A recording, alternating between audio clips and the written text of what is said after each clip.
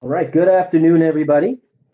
Ryan Lear here with Recruiting Daily. We're gonna hang tight for a few minutes. It looks like the numbers there are moving up, so let's let some people join in as we get started.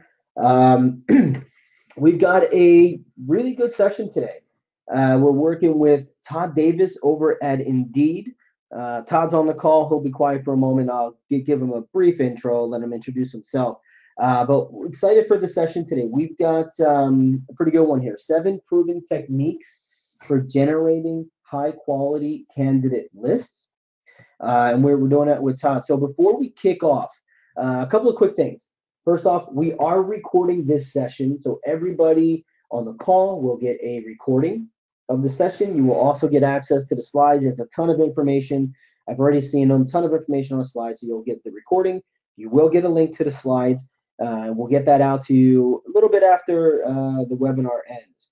If you have questions to ask, we are going to take questions throughout the entire webinar.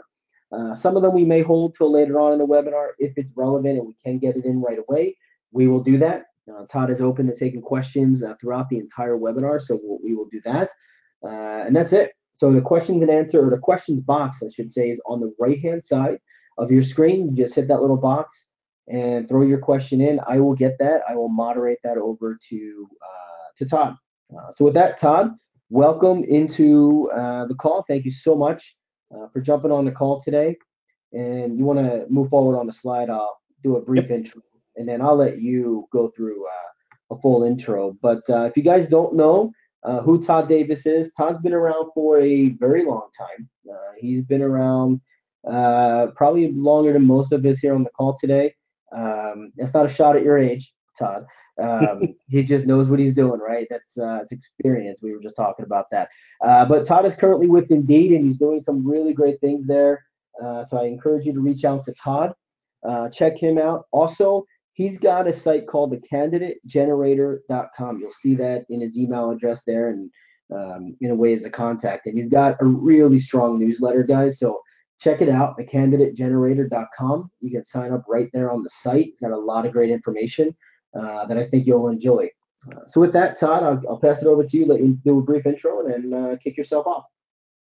Great. Thank you so much, and really appreciate being here. Super excited to do this, and yeah, the website has tons of cat pictures and knitting kind of techniques and tips and videos on how to knit and quilt and the difference between those two. And I think it's very beneficial. In the newsletter, the same, except it does have a wrestling section where it talks about independent wrestling as well as WWE and others. So high quality stuff. I think it'd be really beneficial to anyone who is interested in those topics.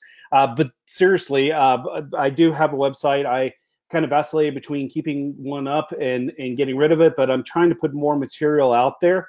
I have been around for a long time, so you start thinking about more about the way things end as opposed to how they begin. And so you start thinking, well, I want to give back and kind of put as much information out there as possible. And so the Candidate Generator website is where I've got some Google custom search engines. I've got training videos, which more will be coming here pretty soon. You can sign up for my newsletter as well, which is all free. I'm going to be kicking off this Friday a 4 to 5 week series on Facebook sourcing, updating all the material. I was originally going to be pushing this out through SourceCon, but had so many people respond to the newsletter, wanted to provide some original content.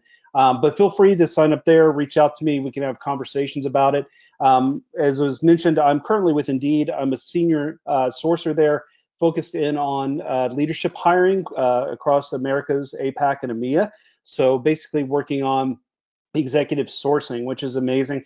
And then also I design, develop, and deliver all the sourcing training globally for all the sourcers at Indeed, as well as I train the trainers. So I build up newer sourcers within the industry with specialties and techniques. I'm super excited. There's some amazing people that I get to work with that hopefully will start branching out. Austin Liu has recently done the Hire Conference, and we'll have some really great people pushing content out into the ecosystem and doing some great things coming up here soon.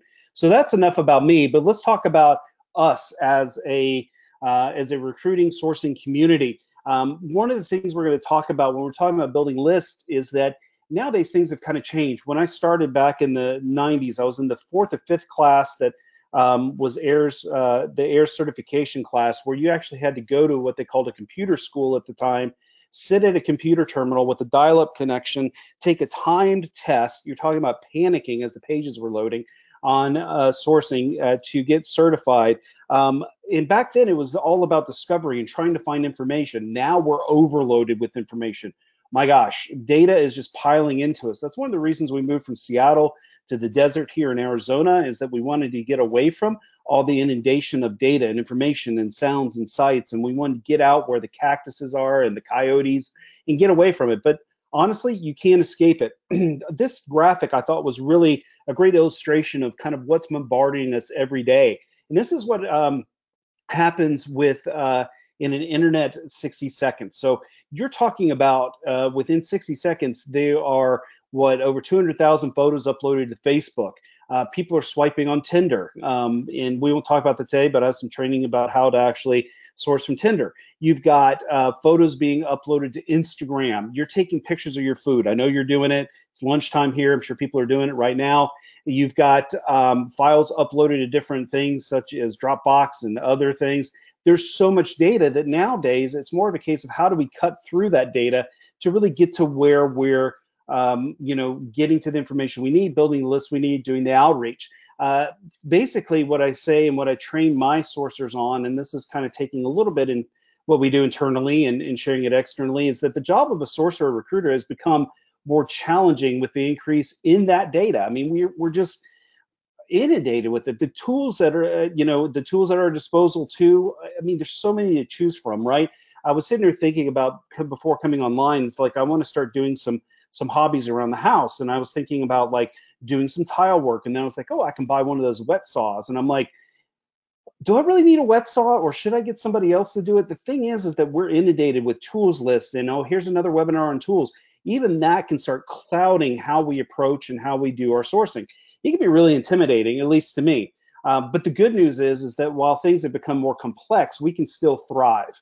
As a matter of fact, if you become a master of your data and master of how you go about your processes and how you're building these lists, you can set yourself apart from every other sourcer in the industry, right? Or if you choose to, you can eat the junk, what I call sourcing junk food, and continue just to live off of the latest tool. I always say, I always share a story of like when I was in Seattle and I was cut off by, I was on the highway into the office and I was cut off by a convertible with a license plate that had Jobster on it. I'm like, does anybody remember what Jobster is, right? Things come and go, tools come and go, but your skills will always remain. So I want you to be really strong with what you're doing in terms of your methodology and how you approach things. Not as sexy as like, hey, look at this tool that can do this. And we'll talk a little bit about tools, but I'm going to show you how to do them or use them in a method or a process in an organized, hence the slide, method of how you use those tools. You need to organize them before you execute. I wish my garage looked like this. Right now, I'm trying to make it look like that, and we're definitely working on it to get it to that way. But I'd like to think the way I use my sourcing tools, techniques, and such it kind of represents this, and I think that I'm heading in that direction for sure. But overall, to me, when I start teaching about, and I look at myself more as a teacher, as a rather than a presenter, someone who does these keynotes that gets up there and wears a great blazer and looks really sharp and has a full head of hair, or is hip and kind of hip. Do people even use that word anymore? But you know what I'm saying. Like I teach, and the way I teach is I usually use the illustrations, right? The last SourceCon, or one of the last SourceCons I did a 2-hour deep dive on Facebook sourcing. And I love to teach. So hopefully today you'll kind of look at this as a class and walk away with some real tangible things to use. But looking at this, you're like, why is there an IKEA map up here? Because whenever I go into IKEA, and inevitably that's going to happen 1 to 2, 3 times a year, I get frustrated. I go in and I stand there at the very beginning. It's like entering a theme park. It's like entering one of those, hedges that's kind of the maze. There's so many different ways to go. You've got signs, you've got floor things showing you which way to go. Ultimately, I just get frustrated. I get lost. I end up with meatballs. It's a horrible kind of, meatballs are good, but everything else is a horrible situation. What does this have to do with sourcing? Well, what I want you to put your minds into, and for those that get this today, I think hopefully it'll be transformative in terms of how you approach your sourcing. Before you start your search, before you jump in and try the latest tool, before you're downloading the latest Chrome extension, map out your search. Figure out how you're going to navigate that search, that list building that you're going to be doing. It's kind of like IKEA. You jump in there, you can hang a left, you're in with all the pots and pans and woks and all that. Next thing you know, you're in furniture, you're looking at chairs. There's all sorts of stuff. Same thing with sourcing. And what I try to teach my recruiters and sourcers is that you need a due north, right? You need a way to find your way back to what you were originally working on, right? You need to find a way that you, when things start to get in the weeds, and they'll get into the weeds for sure, that you know how to navigate your way back. So IKEA really triggered that with me. So why do we do that? Well, because if we don't use a map, if we don't have a plan, if I don't follow the IKEA instructions, I end up building furniture like this, right? If you don't organize your search, if you don't put things together in an organized fashion, if you don't write down kind of what you're doing, your chair is going to look like this. Your search is going to look like this. You're going to fall apart. You may start off with gangbusters like, oh, I'm using Seek Out, or I've got HireTool, or I'm doing this and I'm pulling lists and blah, blah, blah. But then are you really being effective? And then when you hit that roadblock, and I tell you, in over 17 years of 18 years, I forget, at some point in time you stop counting and you're just lucky to wake up and take a breath and you're good, it's all fine. That you realize that your search is going to go off the rails, right? So you need a due north to bring you back, right? You need to get organized. You need to lay out all the parts of your search, right? From tools to techniques to your contacts to everything that's involved. And once you lay things out, then you're really able to execute better, right? And I'm not just going to go through these slides. Let me pop out here and I'm going to show you a lot of things. Today is going to be kind of free form. If questions come in, that's totally cool. So I'm giving you a look behind the scenes. I've moved away from this at Indeed, but this is how I structured one of my searches, right? In terms of organizing my search, I use Trello, right? And for those that aren't familiar with Trello, a simple explanation is that it's basically a workflow kind of planning tool, usually used by developers in an agile kind of methodology. If you're thinking about, for those that are technical in here, there's agile and waterfall in terms of how you run projects, running in sprints to get things done. I applied this to how I did sourcing at Indeed for this level. And so I took out anything that was actually, proprietary or anything that would be bad, but I wanted to give you kind of an understanding of the way that it flows here, right? So I've got my research, planning, projects. I've got recruiting in here as well as research and sourcing. So I wear both hats. I can pop back and forth and whatever you need. But for today, you're looking at sourcing. So when I do my intake sessions, I'm pulling that information in, which we'll talk about. I drop it in here with all the kickoff meeting information. I'm putting in checklists. I believe in the power of checklists. It's a great way to keep you honest and moving forward. And then within sourcing, what I do is I've actually put in active and passive candidate processes with checklists as well, right? In terms of checking your CRM, search engine sourcing for resumes, personal network, search job boards, perform a LinkedIn search. I can add members, I can add labels, I can say where we are in the process. Same thing with passive candidate, if I have a Facebook sourcing process. And what I do is I check this off as I'm going along and making sure that I'm staying on path. And then when I'm done, I start it over again and I'm ready to go. And then I'm constantly adding new things into it. And as we work through the workflow, we actually end up getting to hires and, pipeline for future. So Okay, Tommy, we got some questions that are coming in about Trello there. Most of them are around, is this replacing, and you can answer these kind of maybe as a group, is this replacing an ATS at Indeed? Is this replacing a CRM at Indeed? And is this accessible throughout the entire team or something that you would use individually as a sourcer? So it's an interesting question, and this is also what I teach my recruiters and sourcers when I'm doing this is that an organization should live around their ATS, right? That should be the repository of true knowledge, and it should be like where you start your search, where your data should go, the data integrity, making sure that's crisp, clean, and right. What I always say though is that most of those ATSs or CRMs that you're using don't necessarily have this workflow methodology. And for me, this is what I use to keep myself on track. I moved over to Asana doing that now, but it could be as simple as writing it down on a piece of paper.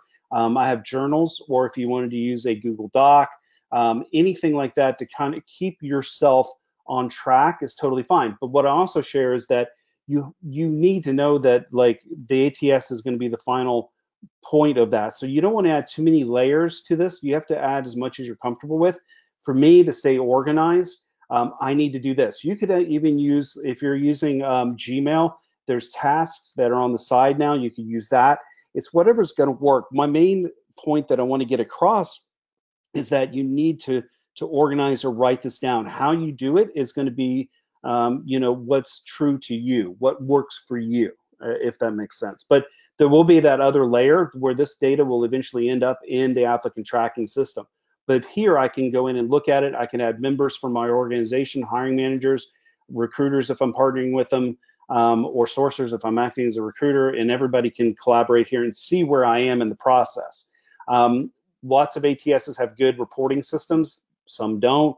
Some are a little bit. But what I always said, or what I always feel, and like I said, this is just my opinion, and I'm thankful to have a platform here, is that I'm always going to be able to independently verify my work and not just trust an ATS or CRM system. Hopefully that made sense. So, but once we're done, we're ready to execute that search. So once I've written everything down, taken the intake notes, done everything, you can execute and you'll be successful in what you're doing.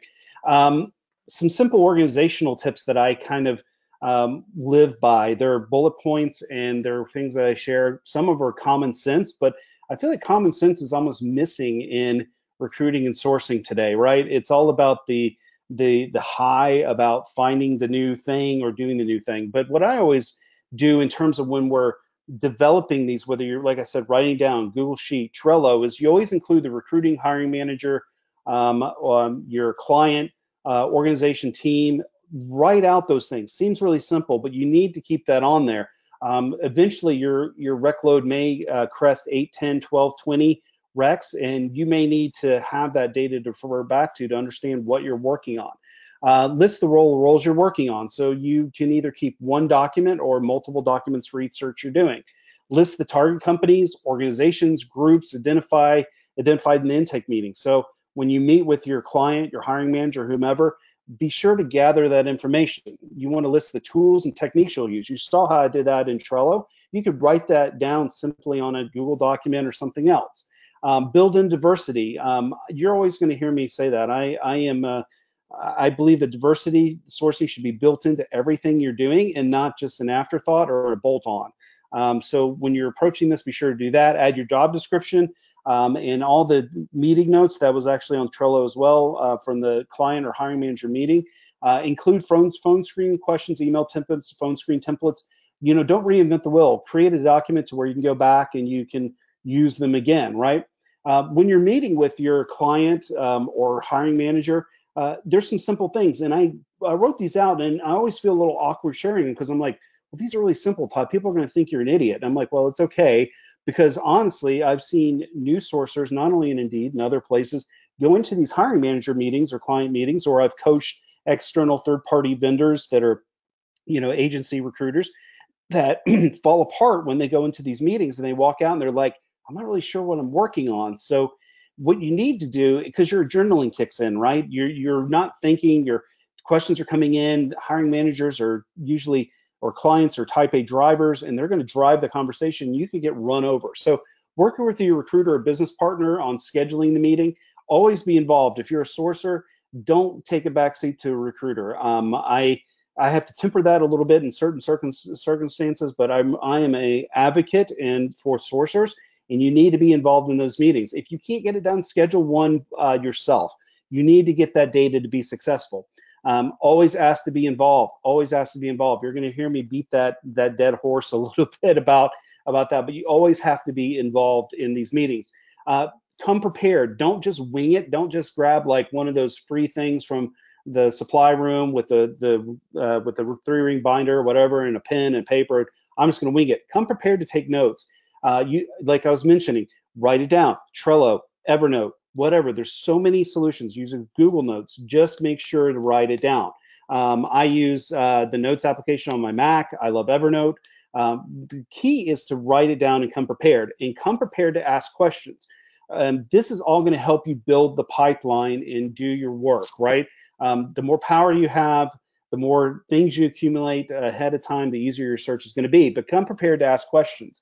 Write them out. I always say write out the questions before you go in there. Based on the review of the job description, maybe on the organization, there are no bad questions. It's worse not to ask.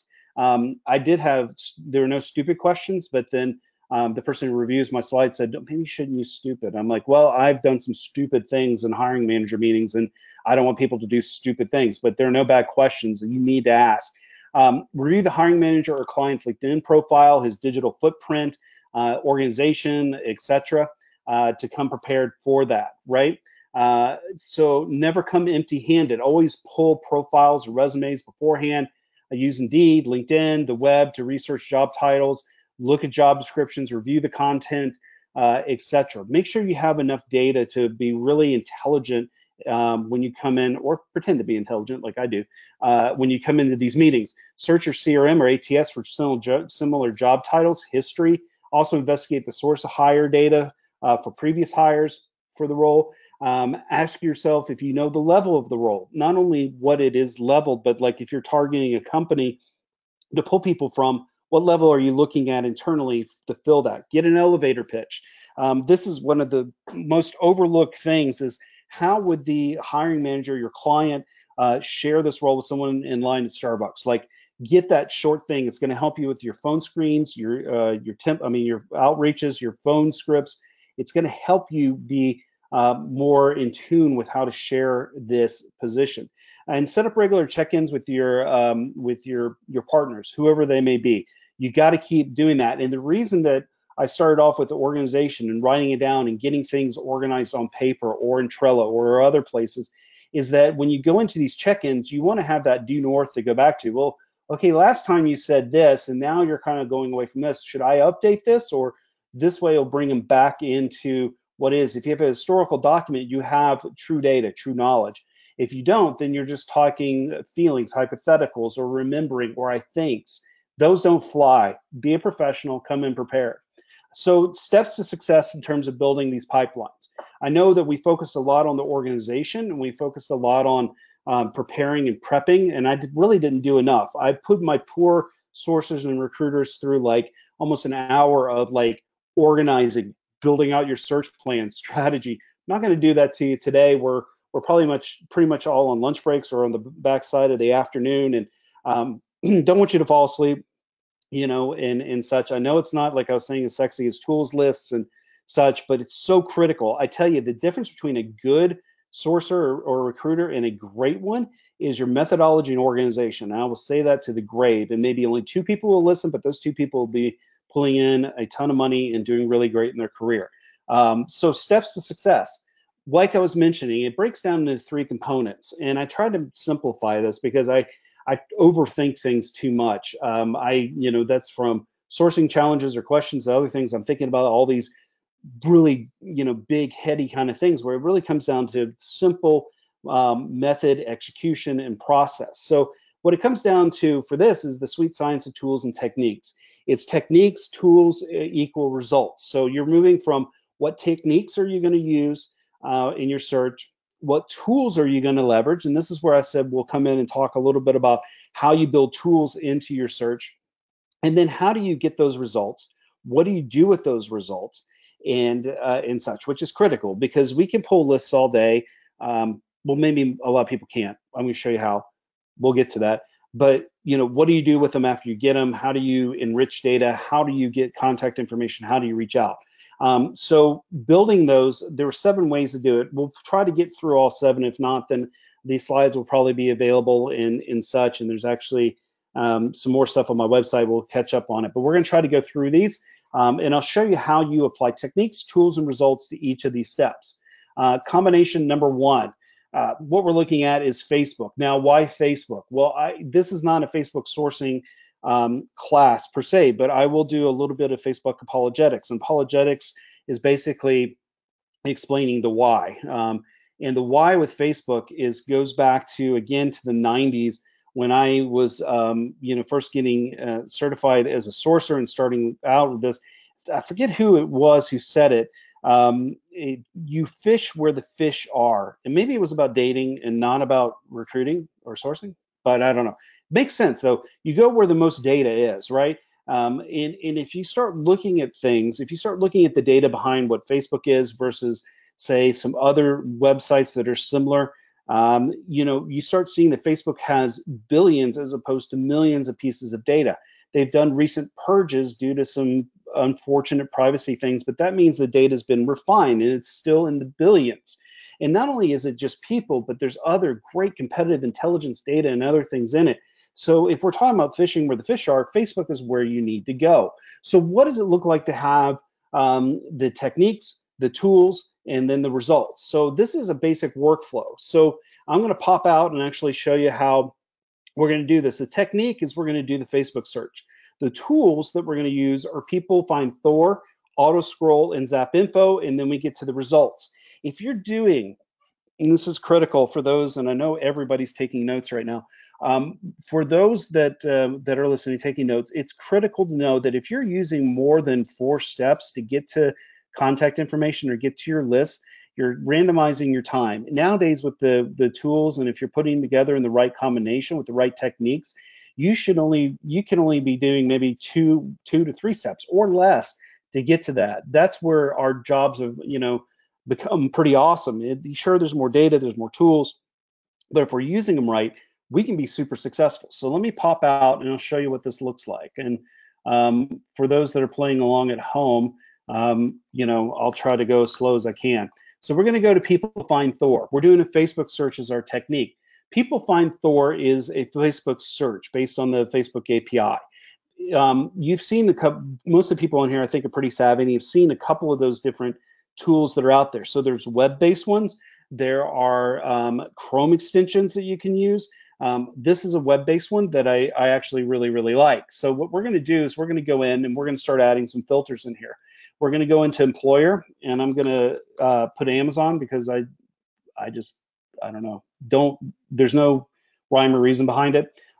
So with People Find Thor, which is different from Facebook search by intelligence search, is that they divide out employer and job as opposed to having job, where you have to put in Amazon and the job title under job. Here it does employer and job. So for somebody like me who likes to keep it simple, stupid, which is me, I need to keep it very simple, right? And so that helps me to focus in on that. So we're going to do Amazon software engineer, and we want to look for lives in Seattle.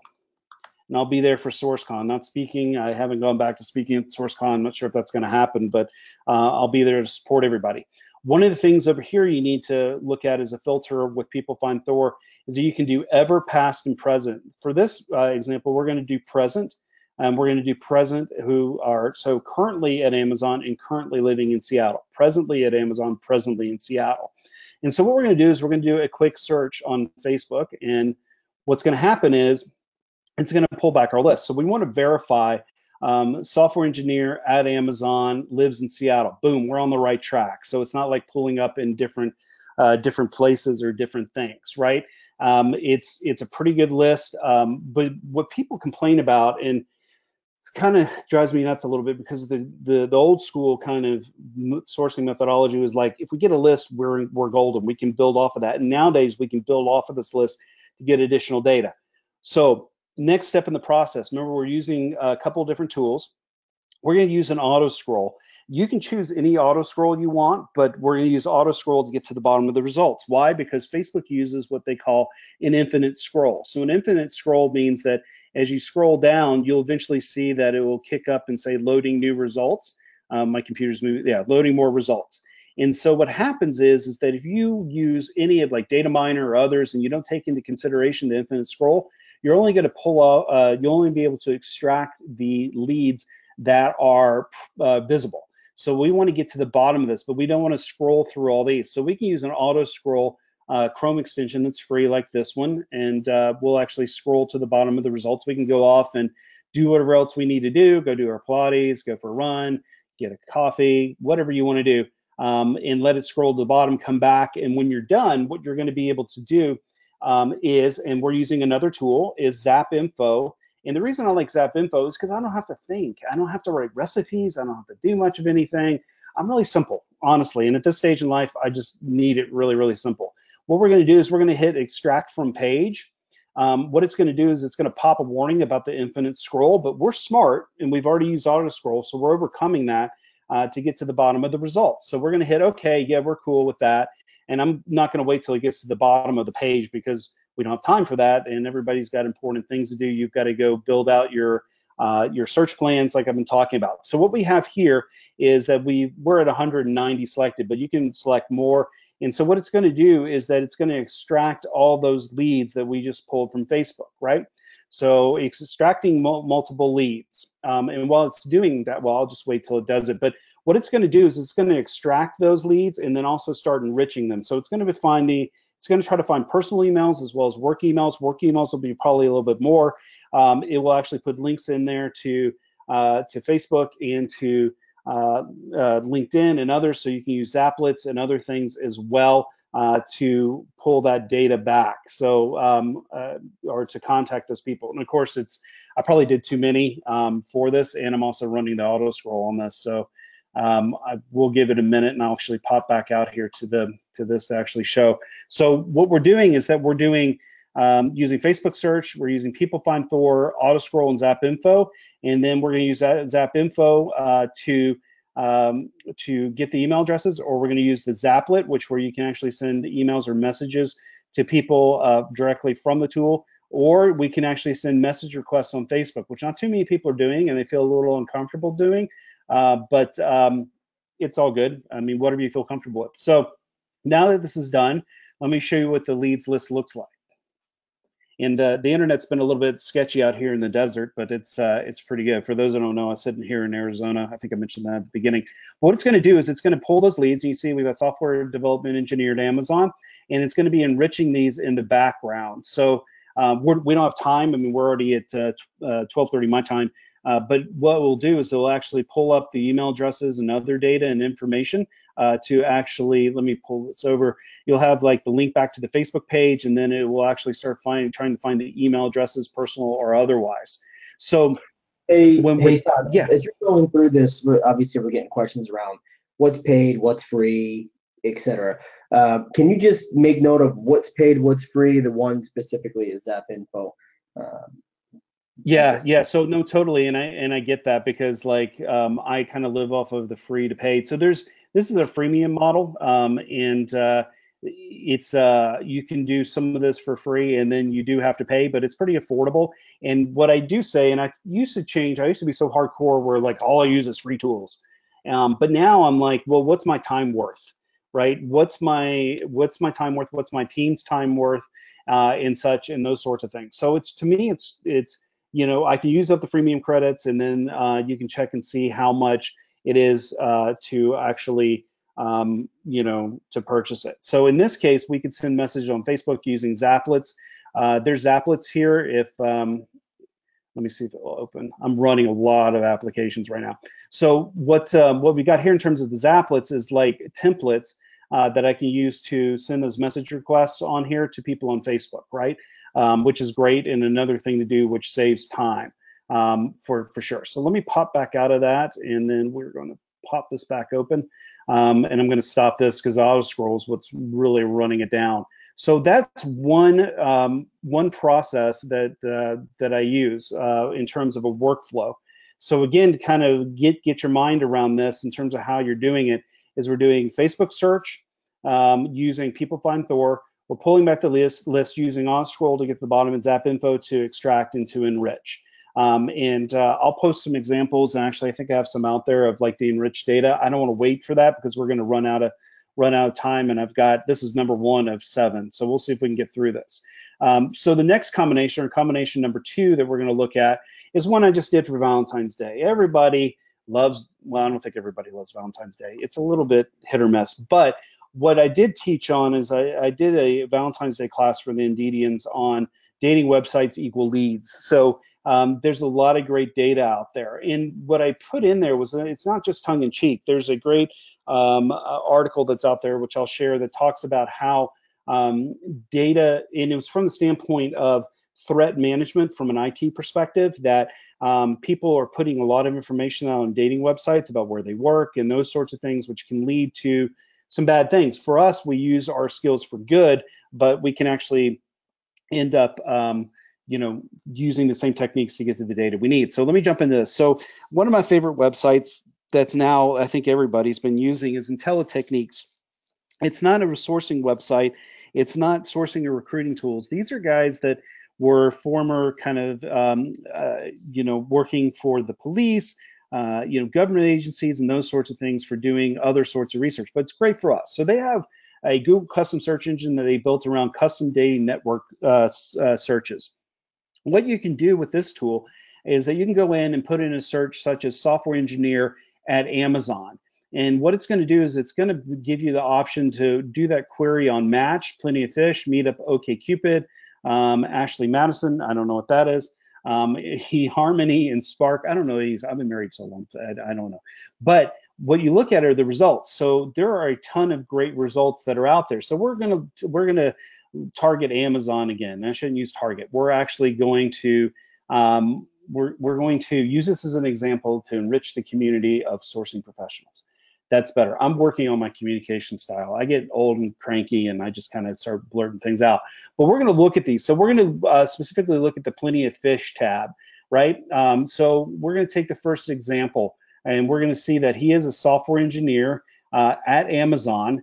And we're going to take a quick closer look at his profile. So we're going to click into that. As we open it up, we'll see that he's a non-smoker with an athletic body type. That's exactly what we were looking for, right? No. But what we are looking at is he's in Seattle, Washington. He's a senior software engineer at Amazon. He's got a great picture. He's got those dreamy eyes and coding skills to boot. I'm in. So we start dissecting his profile a little bit more. Who cares about this? I mean, if you want to look at it and see he's very ambitious, that's great. One of the things that I try to get people to understand, the younger sourcers or newer sourcers, and even we forget it as the ones that have been a little bit seasoned, every piece of information is going to help you with closing that candidate. So, or help your recruiter or help whomever. If you know, like if they like the favorite soccer team, you get them a kit, you can do all sorts of stuff. So don't blow over this information, but look at it and don't be biased. Don't do any of that stuff. Be the true researcher that I know you are, and use this information to help, close these candidates. So if we look here, we can get some more insight into who he is. Again, he's ambitious in life. He's well settled in Seattle, Washington. So maybe not open to relocation, but if we could fill a position there, that's great. He's thoughtful. He likes intelligent conversations. That's going to be challenging if I need to reach out to him, but that's all good. Spend time working on my website. So he's got a website somewhere, people. Makes sense. We're starting to do some more sourcing here. In apps when alone. Looking for an enduring relationship, though I love to be friends with people and know them. That's great. Can you be my friend and also fill my position? Value living much more than over non-living. Hey, I totally agree. Being dead sucks. Also like dogs and cats. So, send him a puppy if you want to close him. But seriously, and also if he comes in for an on-site, make sure that you get his lunch set up. He's a lacto-vegetarian by eating habits. So don't order the steak when he comes in for his interview. Good insights in this person, but how do we take this information? So keep it simple. Highlight his username. So if we go back in here and we look up at the top, this is his username on Plenty of Fish. Let's see if he's copying it, using it somewhere else, see if we can find it. So all you do is highlight it and right click and search for it on Google. I put it in a modifier as Amazon, and as you can see, the second result is actually his LinkedIn profile. We pull that open. Now, this is where you get into the freemium, premium, other things. You can rotate through Lusha, through Hiretual, through a number of tools to get the contact information or send them in mail. I don't use LinkedIn much, so I don't know, but you could do a variety of different ways. But now we've gotten to his information. We know he's a developer at Alexa Voice shopping at Amazon. He's in Greater Seattle. He's using the same picture he's using on the dating websites. People don't realize how they're putting their data online. And so now we can start building a new list of data based on information from dating websites, right? We could also then use our Boolean skills, which I hope everybody still has, and we could even just X-ray the website. And with a little investigation, we can see that the profiles are arranged like this, with the view profile.aspx question mark profile, which is more of a search return, ID software engineer in Seattle, but then we can pull up more results that way as well. So we're not just using the Google custom search engine, because you never want to rely on one tool. We can start building out another list this way too, by X-raying the Plenty of Fish. So hopefully everybody knows what the site command is, which is an X-ray. It's a search operator that X-rays a website to find specific data. By doing that, we can pull up another profile like this of another software engineer who is actively seeking a relationship. And you can start reaching out to them as well. So there's a lot of ways that you can use dating websites to get some really great information. Combination number 3, we've got to watch time here because we're running out. Yes, sir. Hey, we have a few questions we can let me lump some of these together. It looks like there's some questions about site commands, and we don't need to go deep into that. Can they copy and paste that? The search, and obviously the answer is yes. What part of the copied search can they change to search positions or candidates relevant to them? You mean in terms of this? Yeah, yeah. So obviously they can use that search and copy and paste it. Are they just changing software engineer in Seattle? Yeah, so when I teach the foundation classes from Boolean Basics to Boolean Master, what you're looking at is you're going to have your operators, you're going to have the non-negotiables if you're X-raying a website, if you're looking in the URL specifically for kind of these things, where your bread and butter is, and this is why what I was talking about starting with these intake sessions and writing out that data, is that where you're going to really do a great job is by your modifiers, your keywords. So you can change software engineer, you can change Seattle, you can change those sorts of things. Whatever keywords that are pertinent to your search, you put that in there. Hopefully that answers that question. Yeah, I think so. Yeah. Okay, cool. I know it's kind of a little bit crazy with that. Another way to build a great list pretty quickly is to mine people from conferences, right? And today we're only going to look at speakers. We can do attendees, and we can talk a little bit more. Aaron Lintz, who I absolutely love and adore, has done some great stuff on that. But for simple searches like this, we can actually do in URL speakers, principal engineer 2018 or 2019. So we're looking for more of the new kind of speakers. This is a search I did recently. I was going to try to get out here and actually do this live, but we're running out of time. But if you do a quick search like this, again, this is what you're using at the beginning.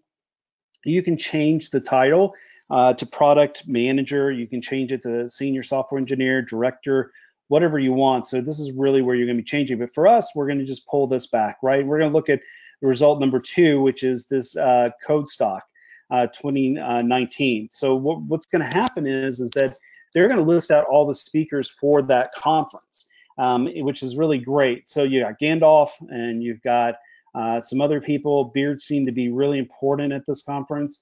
But what you've got is actually some really good kind of people to actually source from. But how do you turn this into actually a list where you can start working it, right? Like, how do you go from this to awesome, right? So let me show you this real quick, and I'm going to do more of the slides as opposed to a live example so we can get through this. So what we want to do is we found our list here.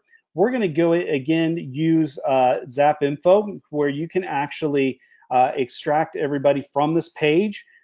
What you want to do is do like we did before, but then click highlight individual records at the bottom, and then it will actually highlight those individual records of each person. We'll extract it out like we did with our Facebook search and drop it in. One of the things you'll have to do is name your fields up here, because for whatever reason it doesn't do that. Choose the name. You can choose the title or the company, and boom, you've got your list and you're done, right? So you're ready to extract all that information, which we just did, which is pretty cool because now you're building a list off that. You can do it for different kinds of formats as well. What I say is never be stuck on one tool. For this particular conference, what I did is I went in and used Data Miner, which I still think is very valid, even though I'm not going to build recipes. But I was able to find a generic recipe under the public tab and actually extract all the speakers from that page pretty easily. And then I could research that using a variety of methods. So this is another way to actually extract and build an outreach list. So combination number 4. This is a cool new tool. I mean, it may be new to me and maybe be old to you guys, but it's a people search tool, and there are a lot of them out there. But I thought this was kind of interesting because the first option is I'm looking for people that match. And you notice legal advice, marketing, distribution. I said, well, hey, let's try to put in software engineer and see what we come up with. So I put in senior software engineers. You can see it brought back a great list of senior software engineers that are kind of curated. You've got people that are VIPs on the website that are probably either paying for it or have reached a certain quota in terms of how many posts they've done.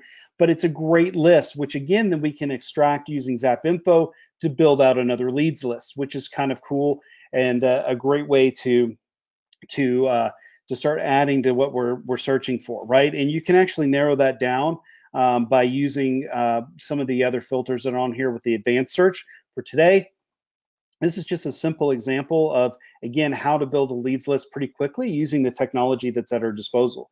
Again, you're cutting through all the ample amount of data that's out there and just getting to the true and the quick, which is finding the software engineers on this website and extracting it like we just did, and then we'll start enriching it.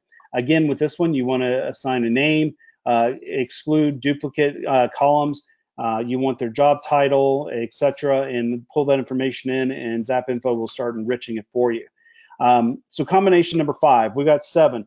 OctoHunt, I forget which sourcer it was, but she's amazing and had talked about OctoHunt, and I was thinking it's great, but then how do we do that in bulk and mass? How do we build these leads lists? Because we need to get our sourcers up to speed, because with Indeed, right now we're having to hire over 6,000 people this year to keep up with pace.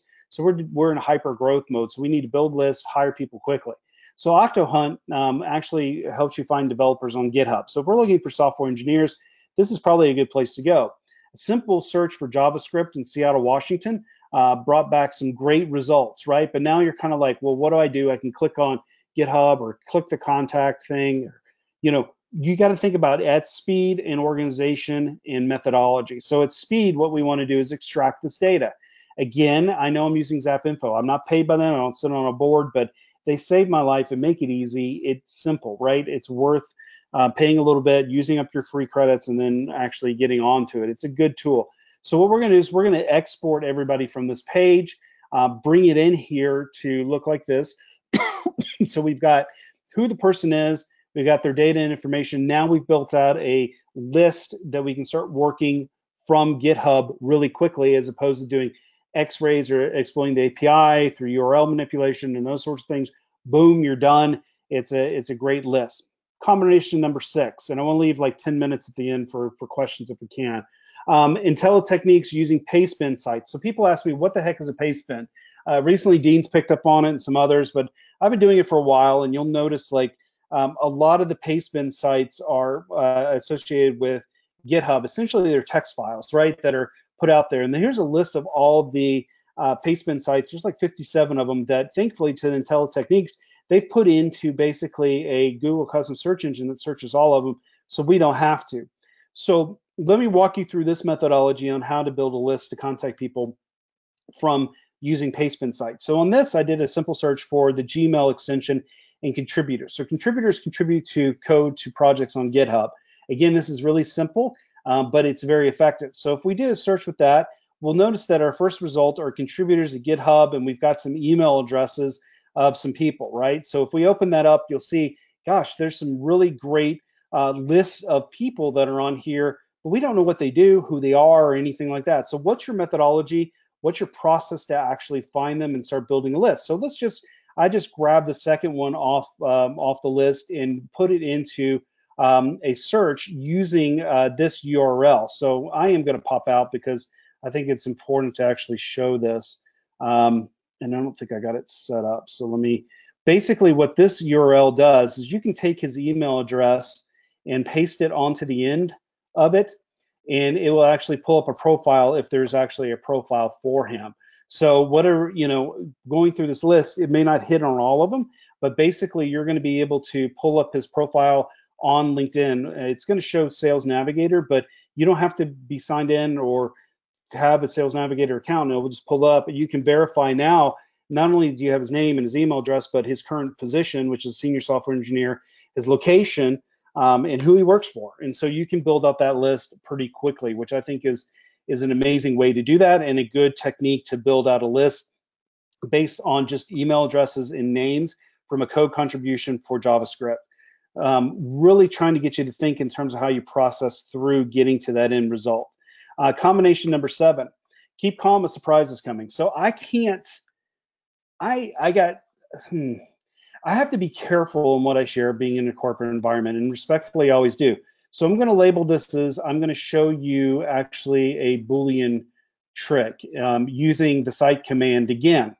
And whatever pops up, I'm just going to go with it. And in this case, we're looking for said name site in Japan.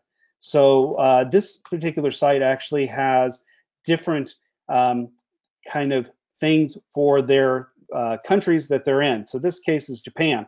And so we're going to look for account executives or account executive in Japan, and thinking it's for spell check. So whatever the site is, we're x-raying it and we're bringing back some results.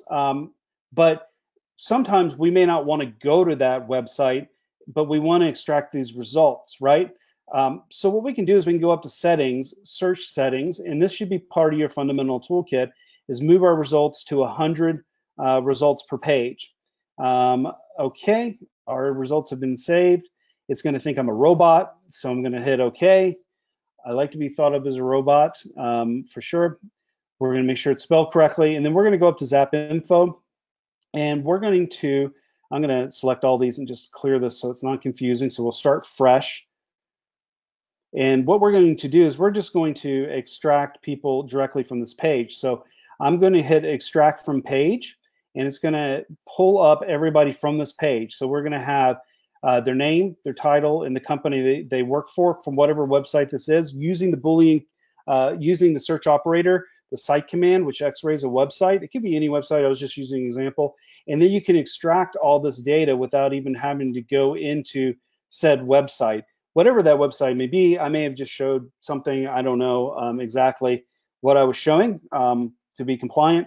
But then what you've done is that you're actually now being able to build a list without even having to go into whatever website that was. So hopefully that made sense. I've got 12:53 here in the desert, so I think I'll just stop and see if there's some questions or people want me to repeat something. I know we went through this quickly in terms of the data and the information, and not really knowing the different levels within the audience. Maybe this might have been a little bit frustrating, but I'll try to answer any questions that the people may have with just like 6 minutes left. And thank you guys for listening to me as I step through this sourcing exercise today. Yeah, so we've got a couple, and as we're going through these, if you have questions, go ahead and drop them in the questions box, and we'll ask them right now. All right, so first one is, do you have a list of CSEs that you can share, or can you direct us to a list? Yeah, so I do have a list. It's a comprehensive list that was part of the open source intelligence community. I think it's on my website. If not, I'll put it up today to make sure, and I'll definitely include it in the newsletter. Not that I'm trying to push people that, I'll just put it out there for free. Mm-hmm. There is a comprehensive list of those CSEs, and then I've got a couple on my website that I built, and I'll try to add some more as well. But I do have a comprehensive list of those. Good, and we can also share that out as we send out the files for the website there. All right, so we got one about ZapInfo here. All the ZapInfo searches that he did, none of them showed any email addresses. Is that common? So here's the secret of doing webinars is that I'm running multiple pages. So it's going to show the email addresses. It's going to pull it up. I just didn't want to sit around and wait for them to actually enrich. It's basically what it's doing behind the scenes is using the APIs, and it's going out and pulling back data for each person. So it's either going to list a personal email address, or it's going to find a work email address. So basically, it's definitely going to do that. I just didn't want it to have time. So if you're looking at this, so this is the one where we just did it. I walked away pretty quickly. If it has an email address, a little envelope next to it, it's got an email address, and then it also has its LinkedIn profile. So if we click this open, you'll see that it's got the email address right here. I just didn't want to waste time, but it will definitely do that pretty quickly and bring back that email address if they have it. If not, then you can use one of the Zaplets to reach out either on whatever site you're on, Facebook or otherwise, to contact them. So yeah, just didn't want to wait. Cool. All right. So is there a different URL? Let me see. Okay. So the URL that you were using for LinkedIn, for the LinkedIn search, is there a different URL to view email on LinkedIn per provider? The URL that you shared said Gmail. Yeah. So it all depends on what email is being. I just use Gmail as an example. So if I'm logging in with, like, if I work for Amazon and had my Amazon account as my primary or one of them listed, it would work. I just showed how you can go into Payspin, look at contributors. I use Gmail because it's the most common, pulled that up and was able to do it. But you can try a variety of different emails besides Gmail to on there as well. So if I had more time, I definitely would have provided some more examples for sure. Okay. Can you pull that slide back up real quick? Because there's a specific question there about the URL that we can maybe share real quick. Yeah. Why did I put so much content in? There we go. Okay. So Yeah. where is /Gmail? Did they just change that to /Yahoo, or is there a different? Yeah. So this one is the actual URL that you want to use. So whatever at the end here. So if you wanted to look at Todd Davis, then you get to see my personal email. Like, people really care. We can see if that. Well, actually, yeah, there's me. Look at that. So just at the end here, put in whatever email address that you want. Okay. Okay. Does that make sense? Good. Yep. So can you show how you use Evernote? I see it popping up. Did you use Evernote? I've used Evernote, yeah, and I use Evernote quite a bit, and it's actually up here at the top. It says, I guess, on your browser, it was popping up as you were running searches. So do you use it, and can you show us how you use that for sourcing? Yeah, for sure. So let me try to figure out. I'll try to find an example here. So site. Actually, I'm not going to get in trouble. I like my job. I'm going to do a quick Facebook search. So the backup to everything is you need to have a backup to your backup to your backup. So with Evernote, what I do is that I need to sign in first because it wasn't prepared. Bad presenter. What you can do is, this is pretty much a heavy lifting application. So what you want to do is that I can highlight all this data and just drag it down, down, down, down. And then when I go into hit Evernote, I've got a leads folder here that I create. And so what it's going to do is, I'm trying to move that all the way. It's going to actually extract all those as is. So if I hit save clip, it's going to clip all that stuff I just highlighted. So I always have a backup to the backup, where if ZapInfo goes down or you don't have a lot of money or whatever, you can always clip this to Evernote. And then what I've shared in previous teachings, and if it seems of value, I'll show it to other people, is with the desktop version, you can remove all formatting. So basically get it to a text file.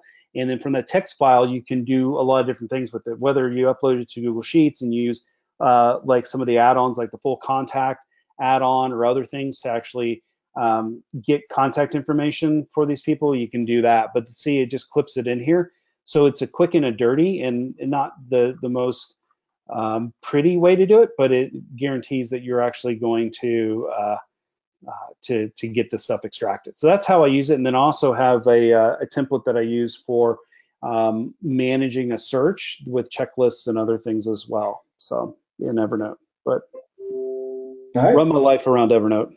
So yeah, perfect. So we're up at 3 o'clock. So this is good.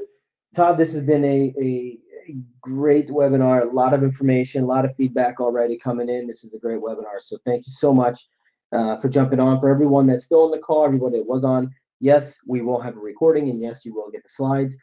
Expect that a little bit later today, and also check your emails.